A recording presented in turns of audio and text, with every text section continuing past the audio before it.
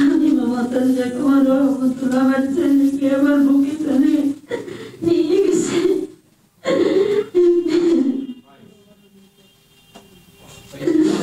ওর কোনো ভরসা ছিল না। রহমতুল্লাহ আমার ছেলে কোনো কেউ সাথে কোনো ঝগড়া করে নাই, আমার ছেলে কোনো রাজনীতিতে যায় নাই, আমার ছেলে কেউ সাথে কোনো বেদবি করে নাই, আমার ছেলে দেখিয়ে লেগে ধরে দিল,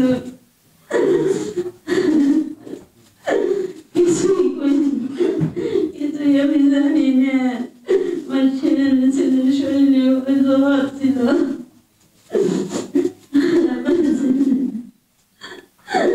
আমার ছেলে চাই, আমি ছেলে চাই, কোনো খোঁজ দেয় না, কোনো কিছুই করে না, আমার ছেলে আমি চাই। রহমতুল্লাহ বাবা, বাবা তোমার আমি চাই, আমার চাই।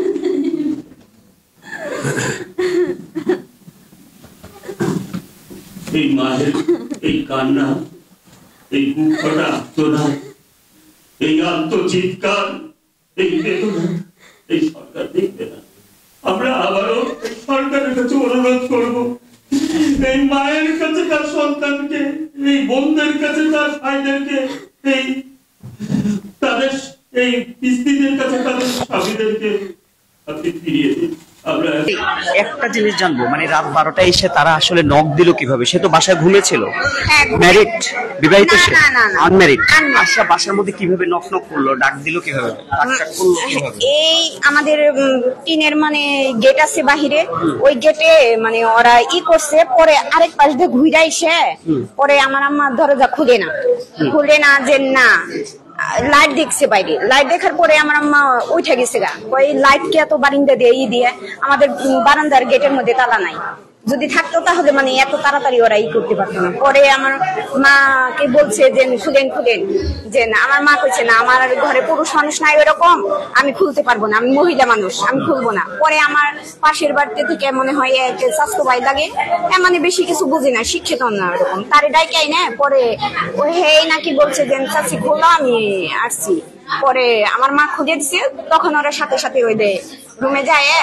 আমার রহমতুল্লাহ মানে ওরে ধরে, ওর গায়ে মানে কাপড় ছিল না, তখন বলে যে কাপড় পরে ওই যে অন্ধকারে যেটাই পাইছে খাটে দিয়ে ওটাই পড়ছে। তোদের মাথায় ছিল, গায়ে কোনো শার্ট টার্ট ছিল না কালো? হ্যাঁ, র্যাবের পোশাকই পরা ছিল, র্যাবের পোশাক পরা ছিল। র্যাবের সাথে পরে যোগাযোগ করছি? হ্যাঁ, যোগাযোগ করছি। র্যাব অস্বীকার করে যে না, যায় নাই, ধরে নাই। কিন্তু আমাদের সব সাইডে সন্দেহ হয় মানিকগঞ্জে র্যাব আসছে, কারণ ওইখানে যাই আমরা মানে ওনাদের হাব ভাব দেখে আমরা বুঝতে পারছি যে ওনারাই আসছিল। নবীনগর থেকে হয়তো বা নাও আসতে পারে। মানে ধামরাই থানা, এই যে বারোবরিয়ার ওই যে নদীটা, ওই পাশেই তো মানিকগঞ্জ, এই পাশেই বারোবরিয়া, মানে ধামরাই। সবাই সাদা পোশাকে না, মানে র্যাবের একটা গাড়ি আসছিল, র্যাবের মানে ওই যে র্যাবের পাশে সংখ্যা ছিল র্যাব কত? হ্যাঁ, র্যাব 4 ছিল মনে হয়। না, 2জন মহিলা ছিল, তো ওই গ্রামে বোঝেন এরকম কিছু করা ছিল না, যে র্যাবের সাধারণত ডিবি কোড বা এরকম কিছু করা ছিল। ওই সাদা পোশাকে এক একজনের কোটি ছিল, মানে এখন আমাদের মানে কোটি ছিল, কিন্তু আমার ভাইয়ের বউ পড়তে পারে নাই, অন্ধকারে মানে দেখতে পারে নাই। রাতের 12টা তো বাজে, কারেন্ট ছিল না? না, কারেন্ট ছিল না। বন্দুক ছিল তখন? হ্যাঁ, সবার কাছে অস্ত্র ছিল। হ্যাঁ, সবার কাছে বড় অস্ত্রই ছিল, ছোট অস্ত্র।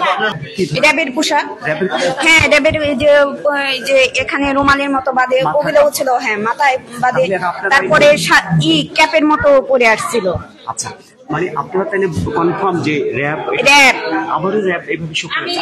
আপনার ভাই এমনি কি কোনো রাজনীতি করতে? না, আমার ভাই রাজনীতি করতে। আপনাদের পরিবার বিএনপি পরিবার? না। যদি ভোট দেন কাকে ভোট? এবার ভোটও যে দিয়েছি আওয়ামী লীগকে, যাতে জানি মানে ভাই মানে যাতে ঝামেলা না হয়। আমার মা দিছে, আমি দিছি, আমাদের ফ্যামিলির সবাই দিছি আমরা, মানে কোনো দলই করি না, যে যে কাজ করবো সেই ভালো কাজ করবো সেই থাক। এখন বিষয়টা হচ্ছে শেষ পর্যন্ত আসলে এই যে ঘটনাটা ঘটলো, এটার জন্য আপনারা কি রাষ্ট্রের কাছে বিচার চান? বিচার চাই কি আমার ভাইকে ভালোভাবে ফেরত দেখ, এটাই আমাদেরকে ওর মানে কারোর বিচার চাওয়ার মানে নাই। যে সে এলাকায় কোনো আওয়ামী লীগের লোকদের সাথে কোনো দ্বন্দ্ব ছিল? না না না না, কোনো দ্বন্দ্ব ছিল না। সে এমনি বেসিক্যালি কি কাজ করতো? এমনি বেসিক্যালি ও হলে লেখাপড়া করতো, পরে ইন্টার পরীক্ষা দেয় নাই, না দেওয়ার পর পরে ওই যে আমার ওই যে ভাই বিদেশ গেছে, পরে বলছে যে তুই তাহলে একটা কাজ শিখ, কাজ শিখলে কোন দেশে আসলে মানে হবে। প্রথমে ওরে একবার মানে ম্যাট্রিক পাস করার পর আমি মানে করছি, আমি কই একবার ও পুলিশের চাকরিতে লাইন দিছিল, পরে লাইন দেওয়ার পরে কয়েকে আমি আর চাকরি টাকরি ধরুন না, চাকরি টাকরি না ধরলে এখন তো একটা কিছু করে খাওয়া লাগবো। পরে আমার ওই ভাই বলছে তুমি কাজ শিখো, কাজ শিখে হইতে তোমার বিদেশি নিয়ে আসলে যাই হই এই জায়গায় মানে করে কাজ শিখে আসলে ভালো। পরে ও যে ইলেকট্রিকের কাজ শিখতেছে। আজকে মায়ের ডাকের সাথে আরেকটা মায়ের কান্নায় যুক্ত হলো মমতাজ বেগম। আমি আমার মায়ের কান্না দেখে আসছি গত 11 বছর। আমার মায়ের নাম হাজেরা খাতুন, তার সাথে আরো সব মায়েরা যারা এই মায়ের ডাক প্ল্যাটফর্মটা আসলে তৈরি করেছেন। দেশের অগণিত হাজার হাজার ভিকটিম ফ্যামিলি একসাথে তারা এখানে তাদের সন্তানকে ফেরত চান এই প্ল্যাটফর্মটিতে। আমরা কখনোই চাইনি যে এই ছবিগুলোর সাথে নিখোঁজ আমার ভাইদের মতো এই ছবিগুলোর সাথে কারো ছবি আর যুক্ত হোক। আমরা প্রতিদিন প্রত্যাশা করি যে আরো একজন হয়তো ফেরত আসবে, কয়েকজন যেমন তাদের অনেক টর্চার সেলে থাকার পরেও কিছুদিন পরে, কিছু বছর পরে ফেরত আসে, যাদের কাছ থেকে আমি শুনতে পারি যে সিক্রেট ডিটেনশন সেলে তাদের সময়টা কেমন ছিল, তাদেরকে কেমনভাবে টর্চার করা হয়েছিল। আমি চাইনি যে রহমতুল্লাহ ভাইয়ের মতো আরেকটা ভাইও অ্যাড হোক, আমরা চাই না সামনে আরেকটা নামও যুক্ত হোক মায়ের ডাকের প্ল্যাটফর্মে। আমরা চাই প্রত্যেকটা মা তাদের সন্তানকে ফিরে পাক। এই সরকার তার আইন প্রয়োগকারী সংস্থা দিয়ে শুধুমাত্র অপোজিশন পার্টি যে বাংলাদেশ ন্যাশনালিস্ট পার্টির মানুষদেরকে তো নির্বিচারে ধরে নিয়ে গেছে, গুম খুন এবং টর্চার করে এই অবস্থায় দেশকে নিয়ে এসছে। সাধারণ মানুষও কিন্তু তার থেকে রেহাই পায়নি, সেটাই আপনারা দেখতে পাচ্ছেন। কোনো পলিটিক্যাল দলে ছিলেন না, সাধারণ একজন ইলেকট্রিক্যাল মিস্ত্রি, তাকেও ছাড় দেওয়া হচ্ছে না। এবং আমি বলতে চাই সরকার গঠন করলো, একটা ইলেকশন করলো যেখানে 2% মানুষও ছিল না একটা দেশের, যেটা দেশে এবং দেশের বাইরে সকল ইন্টারন্যাশনাল অর্গানাইজেশন দ্বারা স্বীকৃত। এবং তাদের আমরা স্টেটমেন্টগুলোও দেখেছি, আমরা নিজেরা দেখেছি কিছু জায়গায় যে 2% লোক যারা ছিলেন আওয়ামী লীগের, তারা ছাড়া এই ভোট কেন্দ্রে কুকুর বেড়াল, এমনকি এমন জায়গায় ছিল যেখানে কুকুর বেড়ালও ছিল না। তো সেই সরকার, যে সরকার এই দেশকে জিম্মি করে রেখেছে, যে সরকার পাশের দেশের মদতে আমার ভাইয়ের মতো আরো ভাইদেরকে গুম করে রেখেছে, যাদেরকে এখনো খুন করেছে এক্সট্রা জুডিশিয়াল কিলিং এ, প্রত্যেকটা অন্যায়ের প্রত্যেক জনের যাদের এগেইনস্টে এলিগেশন আছে, যে সমস্ত অফিসার যারা র্যাবের হোক, ডিবির হোক, পুলিশের হোক, সাদা পোশাকে হোক, সকলের এগেইনস্টে আমরা তাদেরকে বিচারের আওতায় আনবো। এবং আমরা তাদেরকে বলতে চাই, আপনারা কি এখনো বোঝেন না? ইলেকশনের দিন দেখতে পাননি পেছনে তাকিয়ে, সেখানে জনগণ ছিল না। বোঝা উচিত এই সরকারের, এখনো বোঝা উচিত যে তার পিছনে দেশের মানুষ নেই। জনগণের ক্ষমতাকে এত ছোট্ট করে নগণ্য করে মনে করেন না।